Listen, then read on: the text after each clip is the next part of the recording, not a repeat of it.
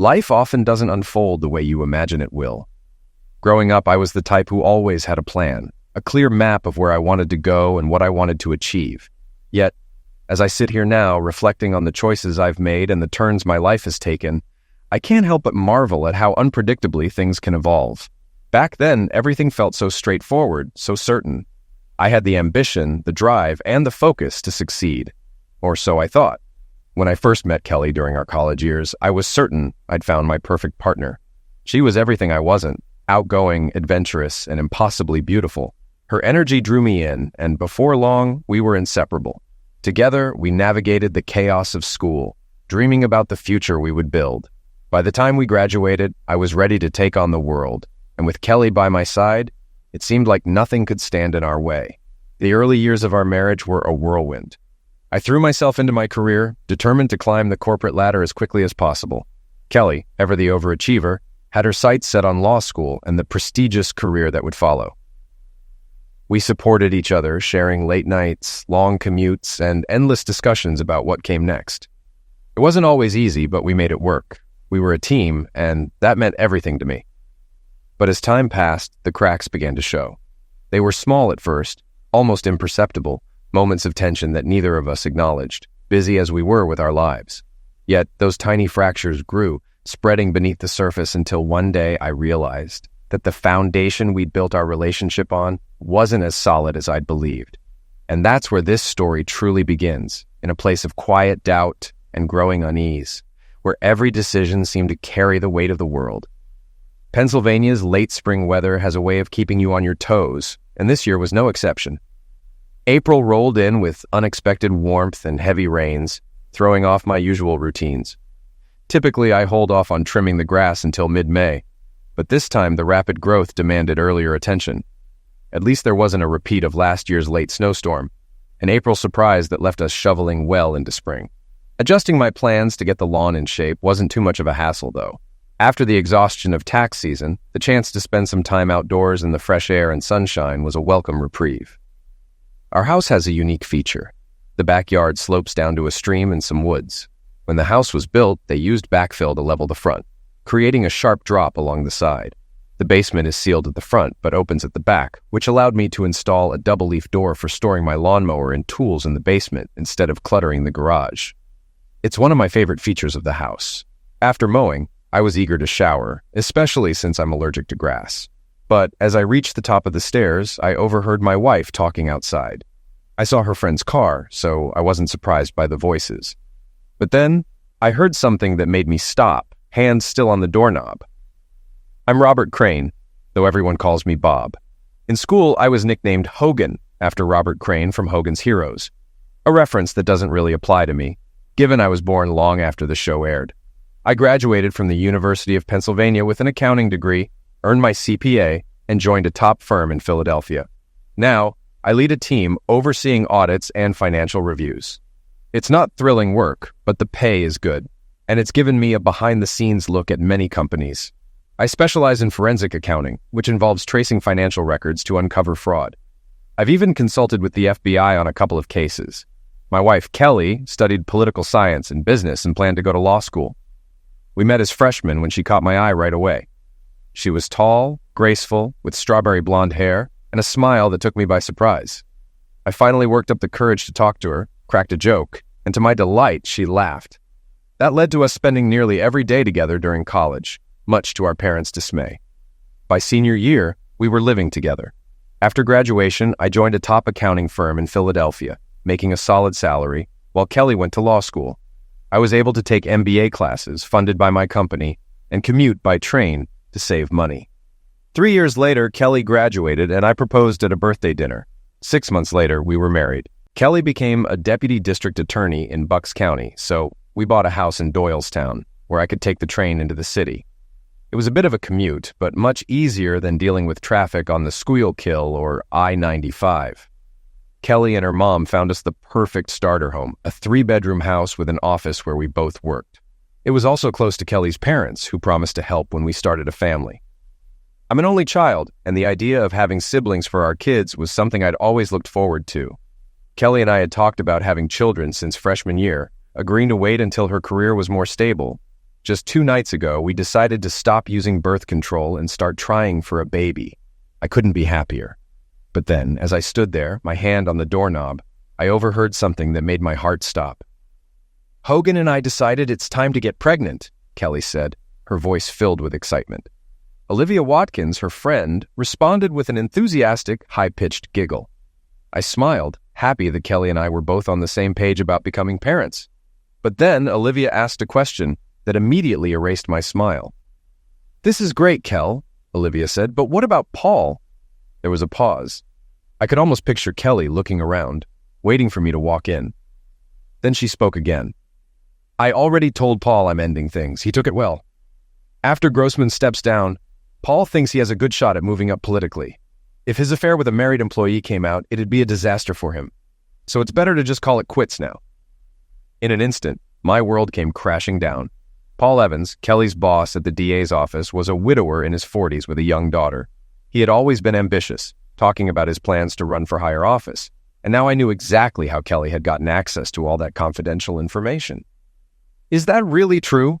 Olivia asked, her voice tinged with disbelief. The anger inside me flared up immediately. I had known Olivia for years. She was a classmate of mine before Kelly and I even met. I thought of her as a friend, but now I wasn't so sure. "Stop it," Kelly said, laughing nervously. "You're terrible. Paul was great in bed, but it was just about the Zex. No emotional attachment, just rough, dominating Zex. I love Hogan. I'm going to be a good wife and a great mother." How many more cliches was I going to hear? I thought, my mind racing. "So, cold turkey?" Olivia asked again, and Kelly giggled. "Not exactly," Kelly admitted. "Next week I'm having a meeting with Paul in Pittsburgh. We'll have a little farewell party. I'll miss the Zex, but Hogan and the baby are what matter now." I couldn't bear it any longer, but I didn't know how to move forward. I loved Kelly, but everything inside me was breaking. My business training kicked in, and I realized I needed to take a step back, clear my head, and come up with a strategy. I stomped up the stairs, determined, then opened the door and walked into the kitchen. Kelly and Olivia were sitting at the table, teacups in hand. A flicker of something, guilt maybe, crossed Kelly's face. "Honey, are you?" she asked, clearly concerned. That's when I realized my cheeks were wet with tears. "Allergies," I said quickly, trying to cover my emotion. "It's just going to be a rough spring." "Go take a shower," Kelly said, standing up. "Just leave your clothes by the bathroom and I'll wash them so they don't mess up your closet. I bought you a new pack of Claritin D last week. It's in the medicine cabinet." "Thanks," I muttered, heading for the stairs. I needed space, time to think through everything. The next morning, I used an early meeting as an excuse to get out of the house before Kelly woke up.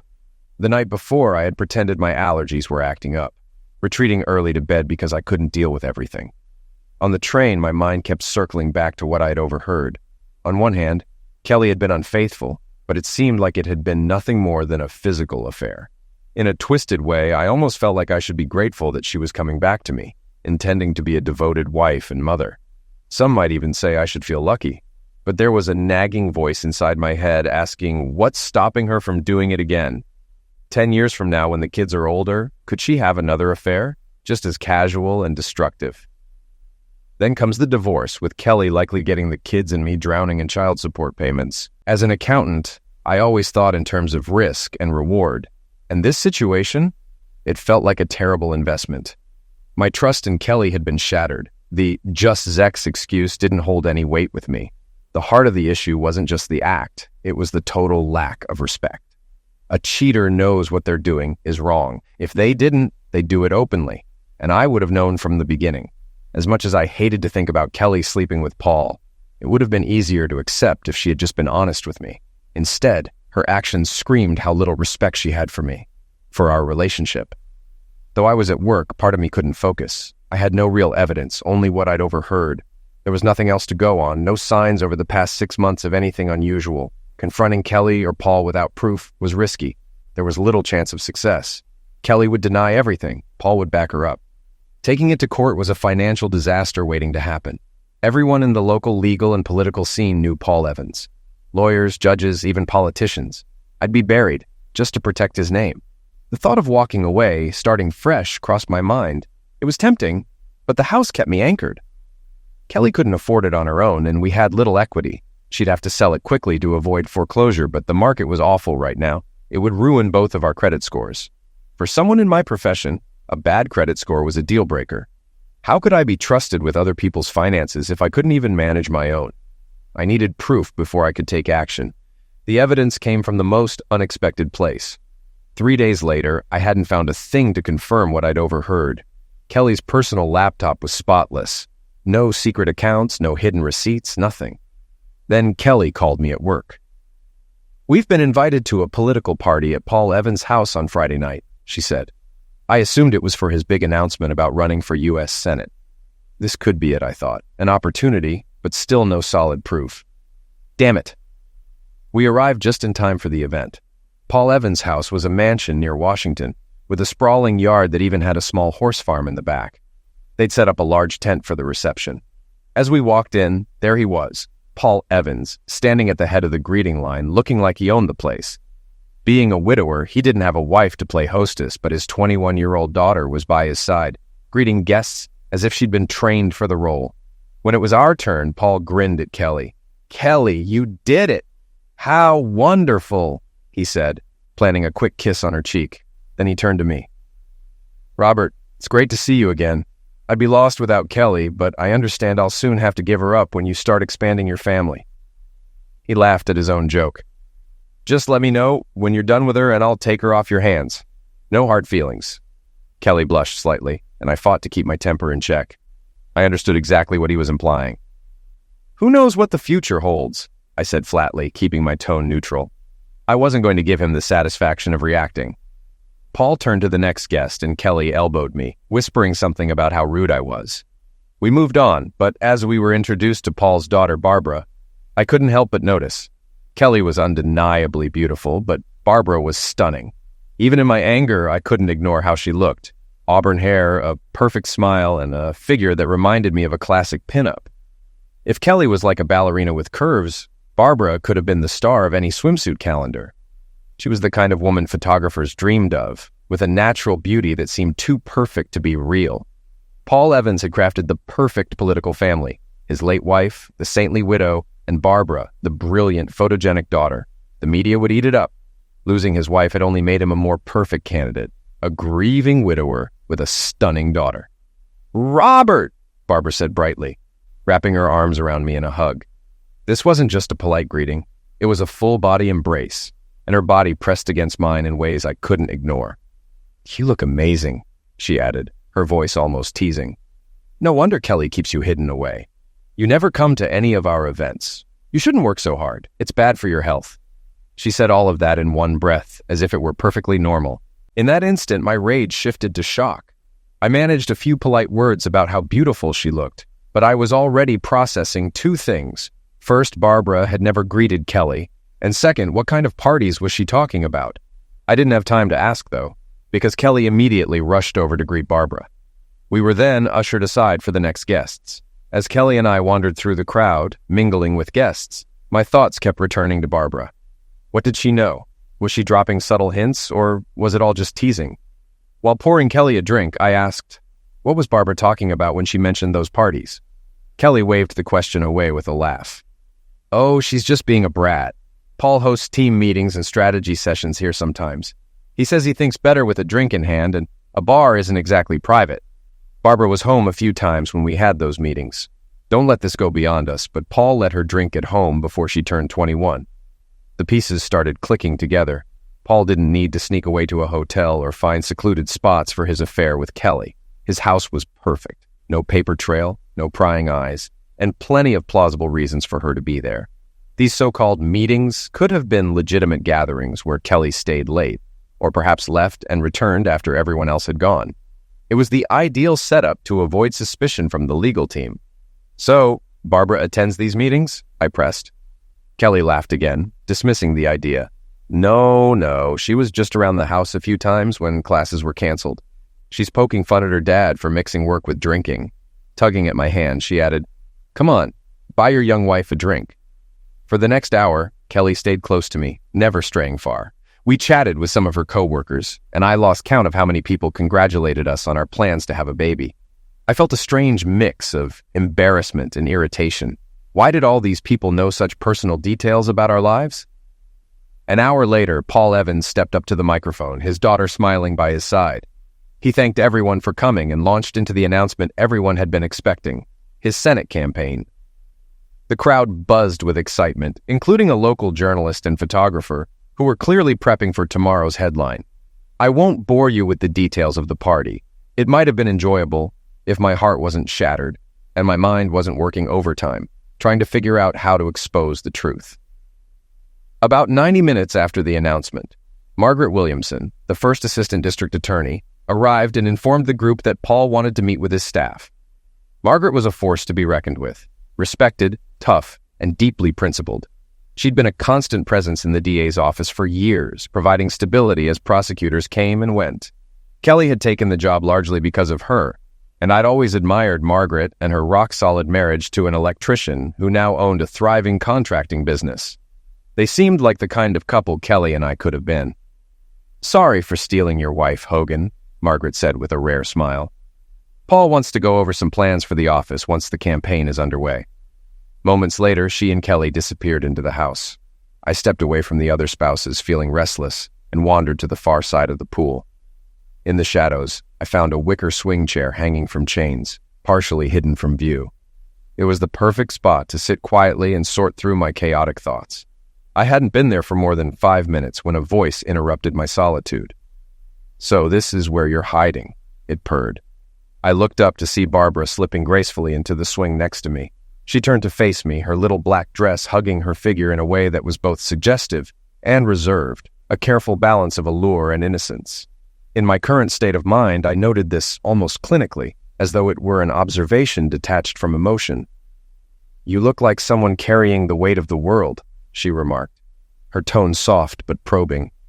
The last thing I wanted was to talk about my turmoil with my wife's lover's daughter, no matter how stunning she was. "It's just work," I said vaguely. "Lots of audits piling up." Barbara's eyes lit up with interest. "Really? I just finished an accounting course at school, and we covered forensic accounting and law enforcement. I thought it was fascinating." Even in my emotional fog, her comment surprised me. "Is that so?" I asked, genuinely curious.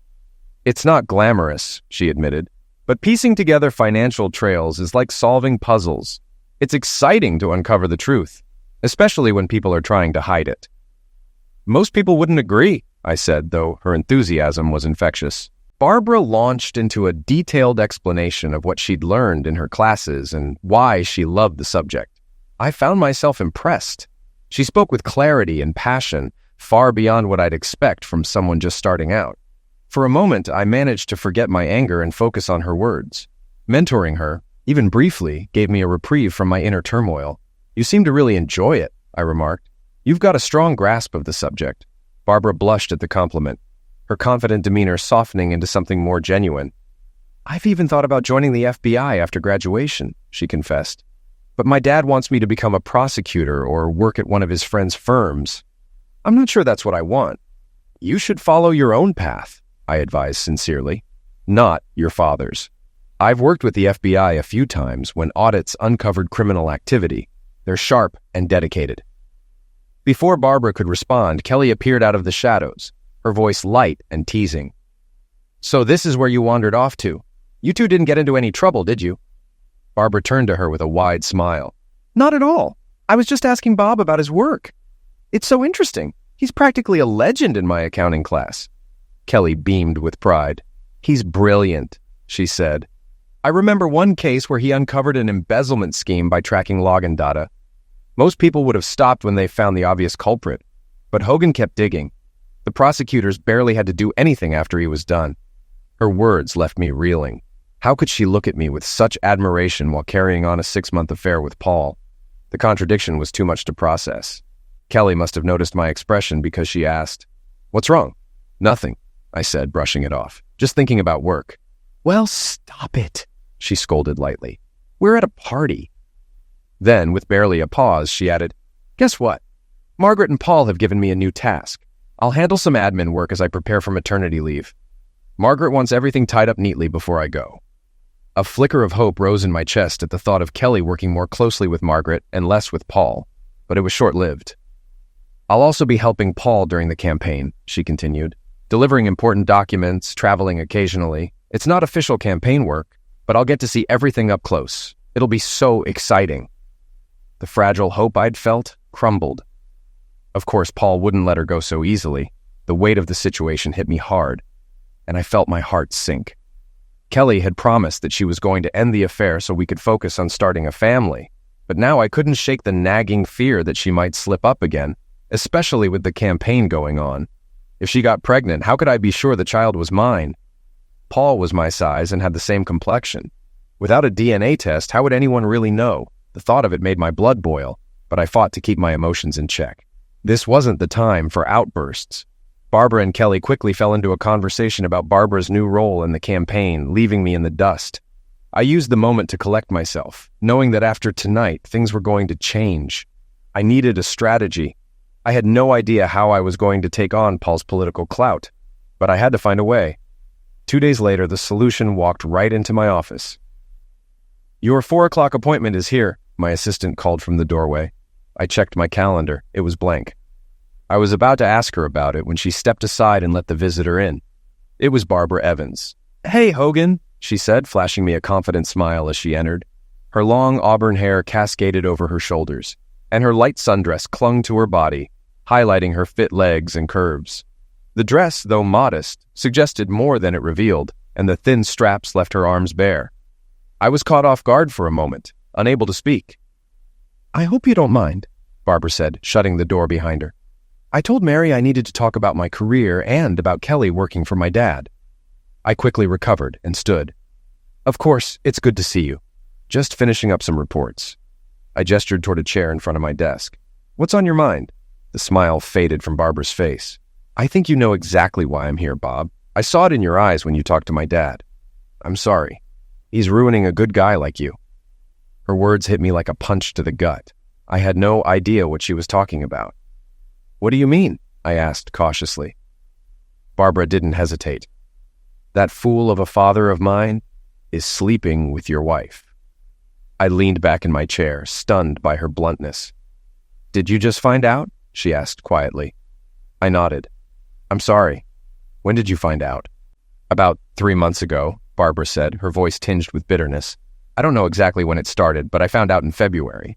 One Friday, I came home early from a lunch with a friend. I was going to drop my stuff off and head out, but Dad asked when I'd be back. I told him after dinner, but my friend got sick, so I came home early instead. That's when I caught them, Dad and Kelly, having sex in our jacuzzi. I even got pictures and video of them running undressed into the house. There was a foot of snow on the ground." You took pictures?" I asked, still in shock. Barbara smirked, as if amused by my reaction. She reached into her bag, pulled out a large envelope, and slid it across my desk. "Here. These are from that day, and several others. My dad installed security cameras at the house, outside and inside. If you have the key fob, password, and know the site, you can access everything.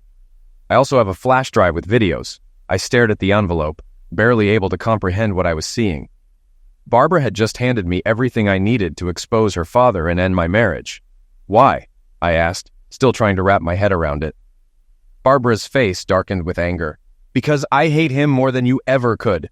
I waited in silence, letting her words sink in. After a pause, she spoke again. "Dad met my mom when she was in college. He was an up-and-coming lawyer in the Philadelphia Sex Crimes Unit. My mom was from Ireland, escaping the aftermath of losing her family in the Londonderry bombing. She was with some guy who kicked her so badly, she ended up in the ICU. Dad was assigned to her case.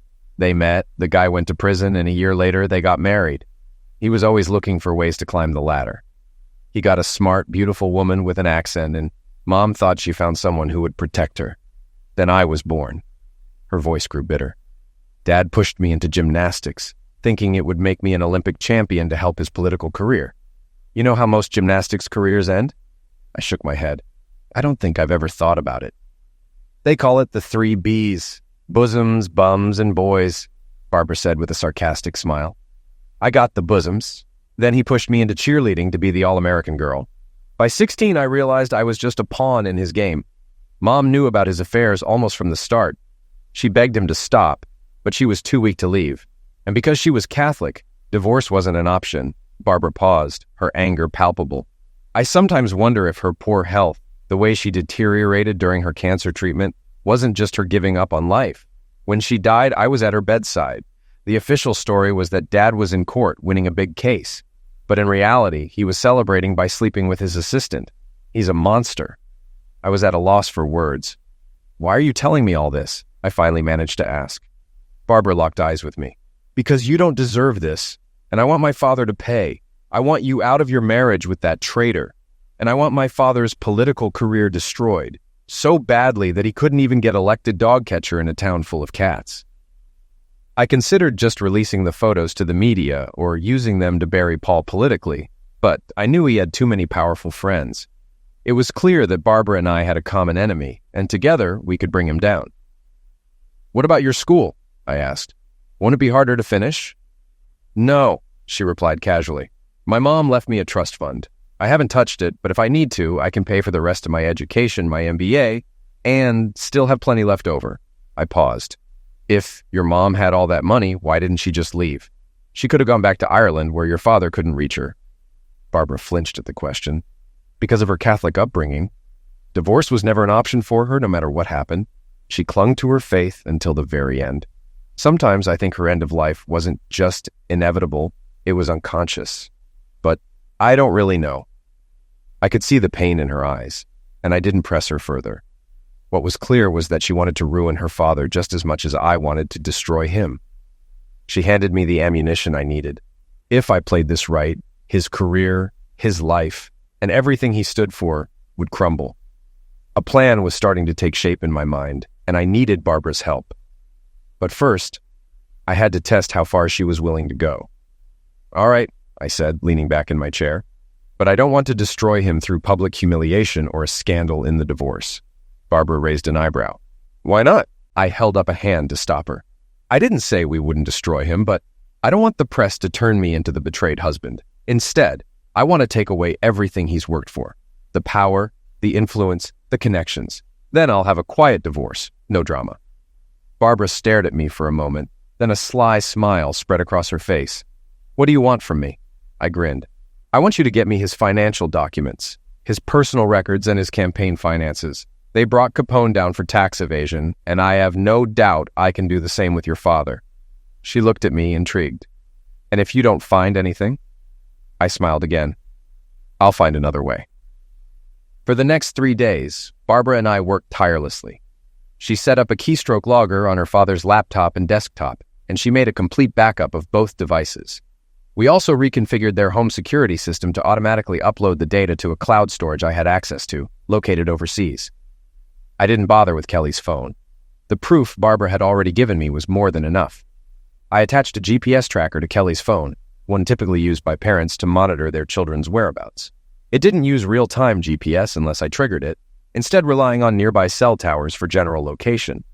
I wasn't about to let her show up unexpectedly while I was preoccupied. The day after Barbara visited me, I faked a groin injury. It gave me an easy excuse to avoid closeness with Kelly. After learning about Paul's numerous affairs, I didn't want to take any more chances. Plus, I didn't think I could go through with it without my anger boiling over. I also made an appointment to get tested for STDs. The initial results came back negative, but I knew some diseases, like HIV, could take months to appear. Kelly headed out for her conference in Pittsburgh, her last meeting with Paul.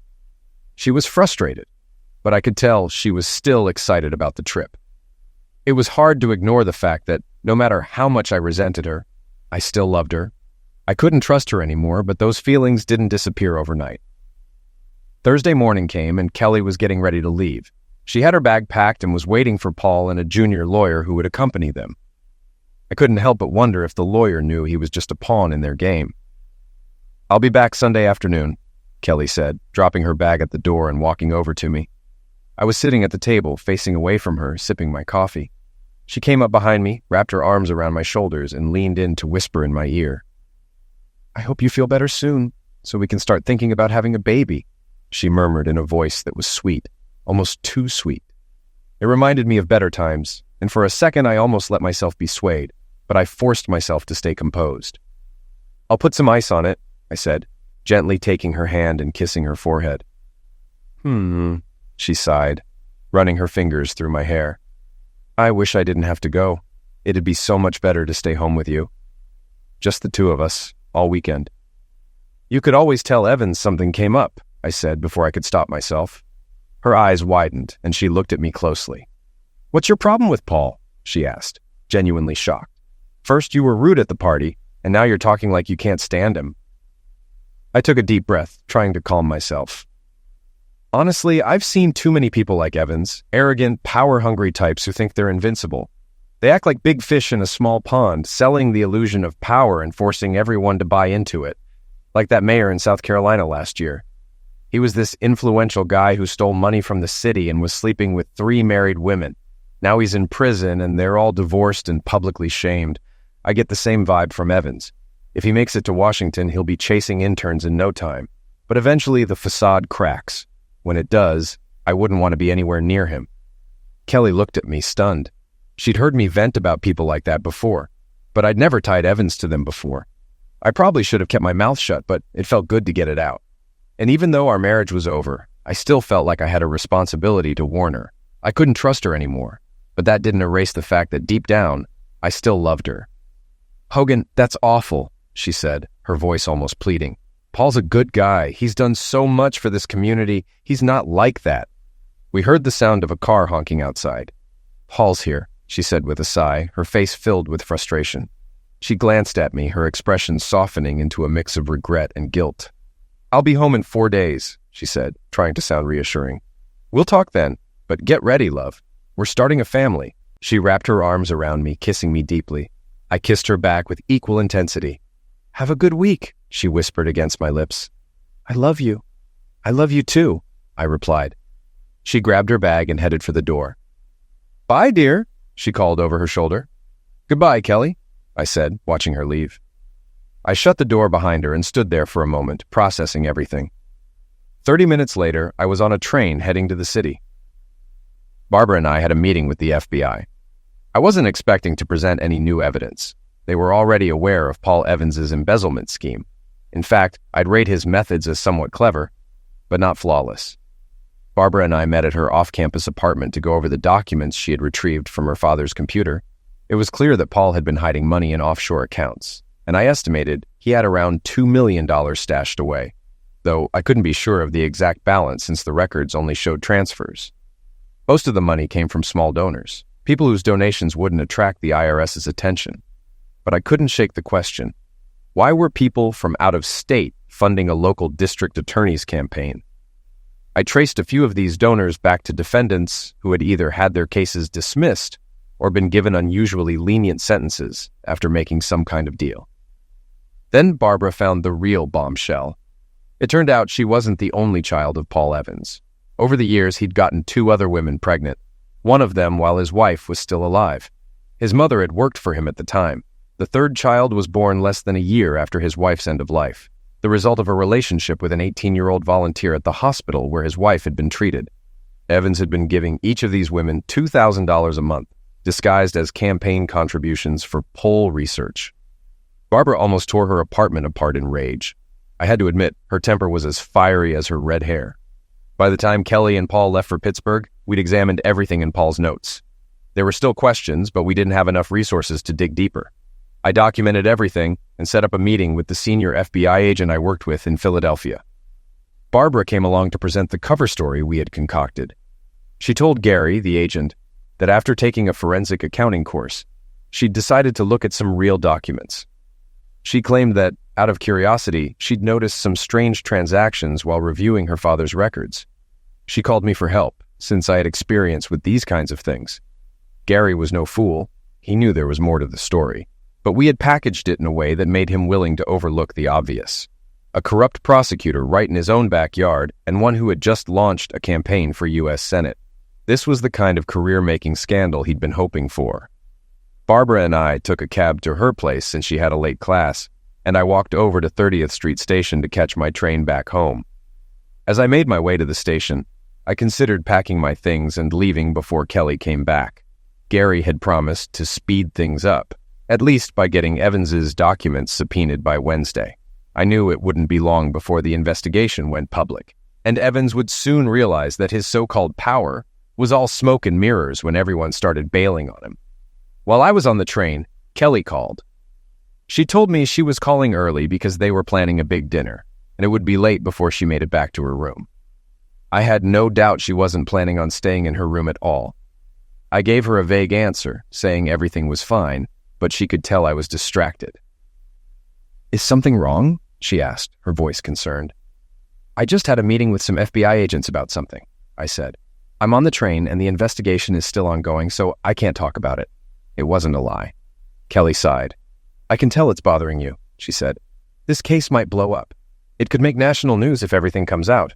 Is it true?" she asked, a hint of curiosity in her voice. "Can you give me a little hint?" I couldn't resist. Corrupt politicians, bribery, money laundering, affairs, children. "Any of my friends involved?" she asked, her tone darkening. "I've already said too much," I replied. "If I say anything else, the Bureau will shut me down." "Oh, you're no fun," Kelly pouted. "Don't worry, love. Your secret is safe with me." We said our goodbyes, and she hung up as I entered the house. It hit me all at once. My marriage was over. We'd been together for 10 years, dating, marrying, and living what seemed like a normal life. I never imagined being single again. But that's where I was now. I didn't do anything for hours. I just sat on the couch watching the sunset. It felt like I was watching my life disappear into the horizon, a slow, silent sinking. I didn't move until midday Saturday, still trapped in my own head. I couldn't wallow forever. I needed to snap out of it. Ironically, it was while mowing the lawn that I noticed a BMW convertible pulling into my driveway. I stopped the mower and watched Barbara step out of the car. The first thing that caught my eye was her long, toned legs emerging from the driver's side. She was wearing sandals with thin straps that wrapped around her calves, a style that always reminded me of something from ancient Greece. As she stepped out, her muscles flexed in that effortless, athletic way that made her look strong yet graceful. She wore a white dress that flowed like a toga, ending just above mid-thigh, with lace at the hemline that exposed a bit of her upper thigh. The fabric was thin and silky, hugging her body just enough to be enticing, yet semi-sheer. Her bikini top peeked through the fabric and her arms, dotted with light freckles, were bare. The dress slid off one shoulder, leaving her other shoulder exposed. Her long red hair cascaded over the bare shoulder, adding to her already striking look. But it was her piercing gray-green eyes and the smile she gave me as she walked up that really grabbed my attention. I turned off the mower and greeted her. "Well, you look better than I thought," Barbara said with a grin. "I half expected I'd find you drinking straight from a bottle or maybe standing on a ledge." I snorted. Last night I had a lot of thoughts about both. "We had to go through this," she said, her tone light but serious. "Besides, it keeps me distracted." "Have you seen a lawyer yet?" she asked, tilting her head. I shrugged. "I met with one Tuesday before they left. The documents will be ready by Monday. I've agreed to audit a client in Austin, so I'll leave Tuesday. Usually I only spend 3 days on these kinds of trips and work remotely until the report's done. But this time, I'll be there for 3 weeks. I shrugged again. It's probably a cowardly move, but I don't want to be here when all the crap hits the fan. Barbara's face softened, as if she understood. She knew the attention would be on her, too, as the daughter of the man at the center of all this. "Well, I'm glad you're thinking ahead," she said, smiling. "But I also know this is what you're good at." She flashed that smile again, the one that made me forget everything else. "Now I can make my plans, too." "All right," she said, her expression turning mischievous. "Here's the plan. I'll help you finish up here, then you'll come to me. We'll have some fun, and you'll even be able to look at me. And trust me, I have a swimsuit that you'll love." I tried to protest. "Barbara, I'm still married, and I don't think I'm ready for anything right now." "You need to let off some steam before you blow up," she insisted. "Besides, you know the saying, what's good for the goose is good for the goose." Her gaze was playful, sly, but completely without guile. I couldn't help but laugh. In one of those strange twists of fate, we ran into Olivia after I finished my yard work. I cleaned myself up, and we decided to go out for a late lunch at a nice place. I wasn't really in the mood for anything intense, but it felt good to get out of the house. And spending time with Barbara wasn't exactly hard on the eyes. As we approached the restaurant, I saw Olivia's car parked out front. For a moment, I thought about telling Barbara to turn around, but then something snapped inside me. After all the planning, the careful moves, and everything I'd held in, seeing Olivia's car was the tipping point. I took Barbara's hand and led her into the restaurant without a second thought. I slipped a tip to the owner to seat us at a discreet table that was somewhat hidden from view, but still visible when walking back from the restroom. I sat Barbara down, facing outward, and took the seat beside her. She smiled when I took her hand. "Why did you do this?" she asked with a smile. "Not that I'm complaining," I chuckled. "Remember I told you how I found out about Kelly's affair with Olivia? Well, her car's parked right outside." Barbara's laugh was full and throaty. "So I'm the other woman now. Ooh, I can get used to this." She leaned in and kissed me gently on the lips. It wasn't passionate, but it was full of promise. A lover's kiss. Our meals arrived, and for the first time in a while, I actually enjoyed myself. The tension faded as I got lost in Barbara's presence. Her quick wit had me laughing harder than I'd in ages. She made even the simplest things seem hilarious. I glanced behind me and saw Olivia walking past our table, and I pointed it out to Barbara. "Oh my God!" Barbara giggled. "I've been waiting for this." With that, she leaned in and kissed me. My hand slid under the table, brushing against her leg. Her skin was soft, and the muscle underneath felt firm and strong. It was an electrifying sensation. I was so caught up in it that I didn't realize Olivia was screaming at me until the sound cut through the air. "Hogan, what the hell are you doing?" she yelled. "Who's this woman? Sneaking around while your wife's away. I thought you were better than this." I was certain the entire restaurant heard her. I pulled my hand back from Barbara and turned to face Olivia. "What's your problem, Liv? It's just some fun before Kelly and I settle down and have kids. Can you keep it down? People are eating here." Olivia stared at me, stunned, like I'd just slapped her. "What?" she stammered. "Come on, Liv," I said with a shrug. "Kelly's doing the same thing, probably with her boss. So? I figured I might as well have a little fun with his daughter." Olivia looked like she was about to faint. Barbara snickered, and I gave her a gentle squeeze to keep her quiet. "You know about this?" Olivia asked, still in disbelief. "I know I've been playing the loyal, clueless husband while my wife's out there having an affair with a woman I once considered a close friend," I shot back. Olivia flinched, and the disgust in my voice must have hit hard. "I knew Kelly wanted one last fling before having a baby," Olivia muttered. "Like a final adventure before settling down. It's normal for her." I couldn't hold back. "What's your issue with me?" I asked, suspicion creeping in. I didn't know about Kelly's affair with Paul, but as they say, once a cheater, always a cheater. Olivia hesitated. "Do you know about this too?" She sighed. "No, but thanks for confirming," I replied coldly. She went pale. "Go away, Olivia," I said, my patience running thin. Without another word, Olivia turned and stormed out of the restaurant, leaving us to enjoy the aftermath. "Well, that was fun while it lasted," Barbara said with a smirk. "I was hoping she'd stick around longer." I couldn't help but laugh. "You know, she's probably calling Kelly right now," Barbara added. "Probably," I said, grinning. "I give it 5 minutes before my phone blows up." But if Olivia left now, she'd have a 5-hour drive back to Pittsburgh. That gave us some time. Time for dessert and time for me to pack up my things. "Too bad I won't get to see you in that bikini you promised," I said with a wink. Barbara laughed. "Well, I guess we'll save that for later." She leaned in, grabbing my shirt and pulling me closer. "My semester ends in a week and a half," she whispered in my ear. "I've always wanted to see Austin." Her breath was warm on my neck, and I barely caught her words as her tongue brushed my ear. 10 minutes later, Kelly started calling me repeatedly. I listened to her voicemails, filled with fury over my supposed betrayal. I almost found it funny. After hours of her messages and texts, I blocked her number.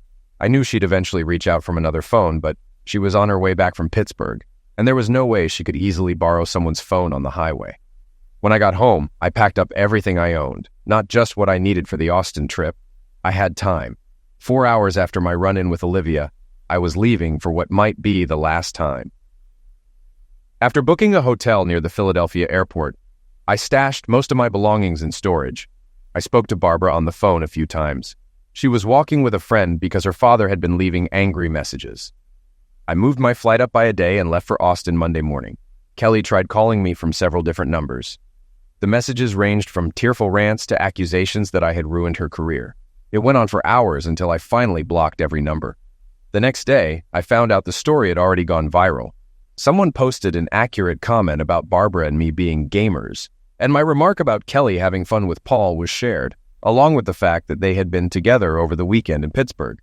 The political world, especially at the courthouse, was buzzing. I spent the rest of the week ignoring the media. Friday, I received a letter from Margaret, a senior manager at the DA's office. She apologized for everything that had gone down. She confirmed that Paul had been seeing 2 women outside the office, but she had no idea about Kelly's involvement. She also commended me for using the law to get back at Paul. It had been a wild week in the DA's office. Margaret told me that on Monday, Paul had been trying to clean up the mess and deny any wrongdoing. He claimed it was all his daughter rebelling against her cheating husband. Then, on Tuesday, Kelly was served with divorce papers citing infidelity. The envelope included photos, DVDs, and a letter from me. Margaret and 2 others rushed into Kelly's office after hearing her scream in horror. She collapsed when she saw the evidence. In my letter to Kelly, I explained that I wasn't having an affair, but hoped she now understood how I felt about her and her actions. I told her I couldn't stay married to someone I didn't trust, especially now that I knew she had been unfaithful before. The next day, as Margaret was in a meeting with Paul, 4 men in suits entered the office. When one of them told Paul he was under arrest, he looked completely stunned. They handcuffed him and led him past reporters who had somehow been tipped off. I owe Gary a beer for that one. At the end of Margaret's letter, she apologized for the way Paul and his team had behaved in the office. She also asked me to let her know if I needed anything, acknowledging I didn't deserve the treatment I'd received. I think part of her letter was for damage control, but mostly I believe Margaret was the moral and professional person I had always thought she was. By now, my quiet divorce had been upended by my impulsive move with Olivia at the restaurant. The media quickly latched on, covering every angle of Paul's arrest and the scandal. As I told Kelly, it had all the ingredients of a summer romance: sex, betrayal, revenge, and too much anger. The press loved it. I managed to avoid the worst of it since I was out of town. I stayed in a second hotel room 10 miles away from the one on my work itinerary. Reporters camped out in front of the first one, and I saw them outside my house, filming my relatives coming in and out, while Kelly remained out of sight. Barbara had it the hardest. As the daughter of the man at the center of the mess, she had to go to class while reporters hounded her. Eventually, the school forced the media off campus, though it didn't stop 2 women who had children with Paul from stepping forward to get their own 15 minutes of fame. After her final exit, Barbara slipped off campus and made her way to the airport. The media were disappointed when she didn't show up for graduation, but they weren't surprised. Eventually, the story faded into the background. It briefly flared up again when Paul's trial began, but he pled guilty to multiple charges and was sentenced to 20 years. His guilty plea meant neither Barbara nor I were called to testify. The media eventually lost interest, and the whole ordeal faded away, taking Barbara, Kelly, and me with it. Strangely enough, my divorce was quick and relatively painless. Kelly signed the papers without a fight. 4 days later, I received a letter from her apologizing for everything. She admitted that while she could never forgive me for betraying her, realizing she was the only one cheating made her see how hypocritical she'd been. She agreed to a 50-50th split and asked if I'd meet with her someday, once things had cooled down so she could apologize in person. At the end, she said she'd always loved me and wished me the best. I later heard from her mother that Kelly had quit her job and moved to the Midwest to live with her aunt. Finding Paul was a huge career boost. The FBI gave me full credit for analyzing the tapes, and since I was hiding from the media, I was able to dig deeper in Austin. Not only did I uncover the embezzler they were looking for, but I also found a second one they hadn't even known about. My firm noticed, and I was promoted to head of the white-collar crime team. Some wisecrack even dubbed the team Hogan's Heroes, and I guess I deserved it. But the best part came when I got an assistant, a recent college grad eager to dive into forensic accounting. I had never enjoyed working late more, especially with her around. And well, that bikini looked even better on the floor of my hotel room. As time went on, life found its rhythm. I wasn't just surviving, I was thriving. My career was on track, and although I'd lost a lot along the way, I had to admit there was a certain freedom in it all. Barbara and I kept in touch, though it was always complicated, thanks to the media circus. The press eventually moved on, as they always do, and the noise died down. With Paul's conviction, the scandal faded, and I could finally focus on what really mattered: my future, my work, and the people who actually meant something to me. As for Kelly, I heard she'd started over in the Midwest. She'd taken a new job and was trying to rebuild her life. I never saw her again, and honestly, I didn't need to. What was left between us was broken beyond repair. In the end, my impulsive actions at the restaurant, the chaos that followed, and the fallout with Olivia had changed everything.